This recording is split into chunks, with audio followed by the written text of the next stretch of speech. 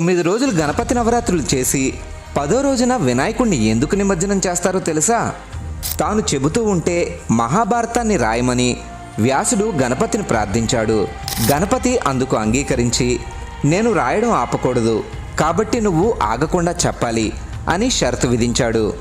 వ్యాసుడు అందుకు అంగీకరించి, నేను చెప్పేది మీరు అర్థం చేసుకోకుండా రాయకూడదు అని షరతు విధించాడు. గణేశుడు అందుకు ఒప్పుకోవడంతో వ్యాసుడు చెప్పడం మొదలుపెట్టాడు. గణపతి రాస్తూనే ఉన్నాడు. అలా రాసేప్పుడు లేఖిని విరిగిపోతే వినాయకుడు తన దంతాన్ని విరిచి దాంతో రాయడం మొదలుపెట్టాడు. ఇంకో 10 రోజుల్లో భారతం రాయడం పూర్తవుతుంది అనగా విశ్రాంతి లేకుండా రాయడం వల్ల వినాయకుడి ఒళ్ళు విపరీతంగా వేడెక్కి ఆయన ఒంటి నుండి పొగలు రావడం మొదలైంది. అది గమనించిన వ్యాసుడి శిష్యుడు వైశంపాయనుడు బంకమట్టిని ప్రతిరోజు వినాయకుడు ఒళ్ళంతా రాసేవాడు. అలా 9 రోజులు